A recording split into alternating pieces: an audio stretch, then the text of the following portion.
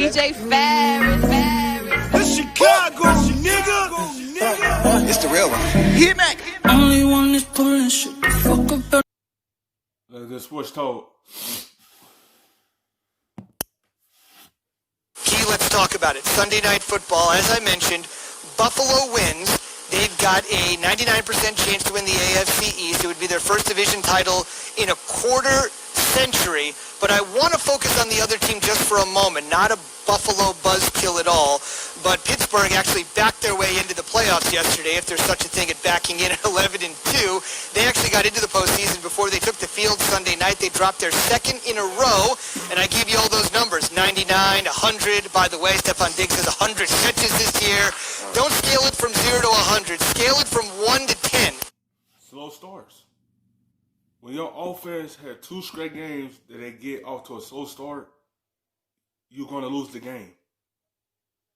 And then you can't run the football to take the load off your quarterback, and you one dimension, and you play the defense hands, you're going to lose the game. It just these slow starts for these last 2 games from Pittsburgh, what hurt them. Y'all can't continue having these slow starts. This is going to be the outcome. You know why? They get on the slow start, they had to drop back and pass the ball. Yeah, Mike Tomlin's going to try to run the ball, but it's not affecting anything. It's not wearing the defense down. So you have to be a one dimension. You can't put everything on Big Ben. Yeah, he could get you through, but he also need the help to get the load off his shoulders. Your level of concern for the Pittsburgh Steelers after their second straight shaky performance. Well, there is some concern, too, but I think when you look at where they're at, where they started at, they were an 11-0 football team. They've lost 2 straight games now. And so as you start to think about moving forward, they've got to figure out what their running game is about. Like, they need some help in terms of running the football. Defensively, I think they held up as best they could, but from an offensive standpoint, Ben Roethlisberger cannot be Big Ben if they don't have a running game to match the passing game. I think when you look at Washington and you look at Johnson and Juju and Claypool, yes, they're young, dynamic receivers, but if they don't have a running game to match the style of which they want to play, then this is going to be very difficult for them to be able to move forward come playoff time. Right now, it's sitting at 11-2 with 2 straight losses. A lot of people are not starting to say now, taking them out of the conversation as the second best team in the AFC. There's a team in Buffalo which they played. There's a Tennessee-type team. And oh, by the way, there's the Indianapolis Colts with a resurgence at quarterback in Phillip Rivers. So as you start to look at where they're at, it's just, you know, and I know Mike Tomlin wants to run the ball, and he's going to try to certainly get it fixed, but they better hurry up and fix it before it's too late. Key, I'll say this. We should start throwing the Browns in that conversation, too. We'll get a chance to see them tonight and how... Yes. The Browns might don't be on Pittsburgh level, but they run game will help their quarterback out.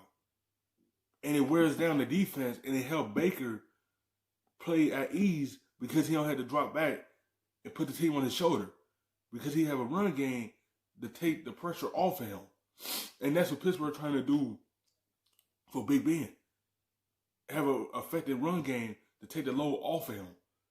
That's the difference between the Pittsburgh and the Browns. They have a running game, so everything don't have to be on Baker's shoulder. But with Pittsburgh, they don't have that. Every day had to rely on Big Ben to get him out of this hole when he need the help from the run game.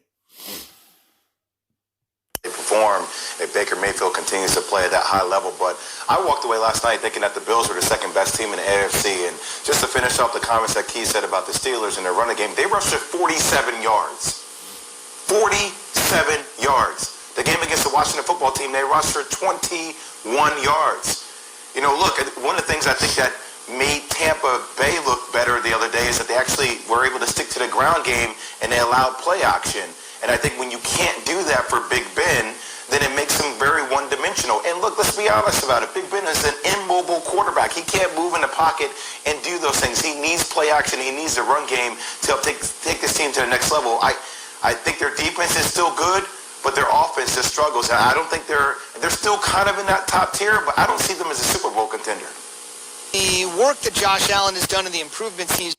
If they could get that run game come together with their passing game, they be just fine. They still in the contender to win a Super Bowl. Because they still have a good defense.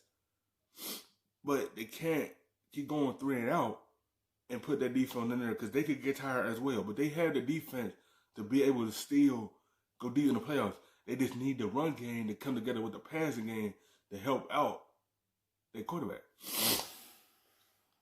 It's made. I've mentioned Stephon Diggs last night with a bunch of great catches. He's now got 100 grabs. That leads the NFL. If he catches one more ball this year, it'll be the Bills' single season record. I'm sure you remember the guy that set the mark, the great Eric Moulds. It seems hard to believe this guy has never made the Pro Bowl, Stephon Diggs. How much, and I'm not taking anything away from Allen and the work that he's put in year to year, but how much of his success can be put on the one guy, maybe the biggest offseason acquisition for any team at that position?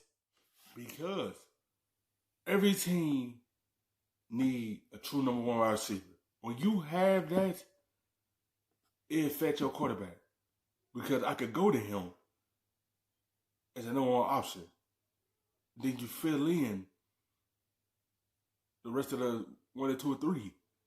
Everyone need a number one wide receiver to be effective.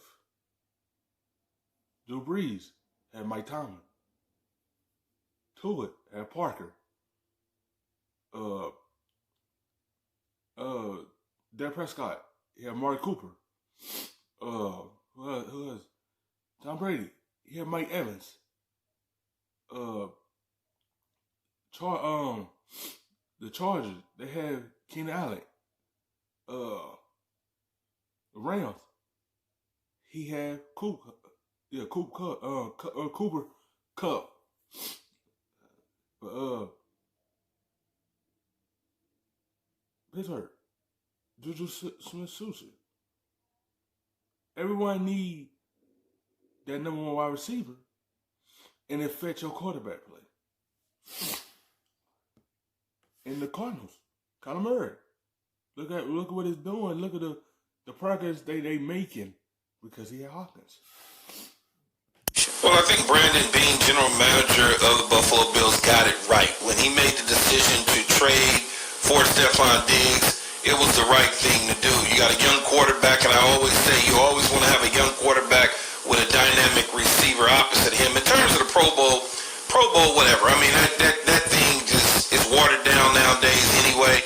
I think when you look at some of the NFC guys and the Julio Joneses and the Michael Thomases and the Larry Fitzgeralds, guys that have consistently gone to the Pro Bowl out of that particular conference, is going to be it was going to be very tough for Stephon Diggs to get to the Pro Bowl. Now that he's in the AFC side, it's a little easier. That the deck is not as stacked. So, he'll get his opportunity to, as we like to say, or we used to like to say when it was in Hawaii, to eat pineapple. And so I think that'll happen for him at some point in time, and he'll probably get his first nod this year, although the game will not be played.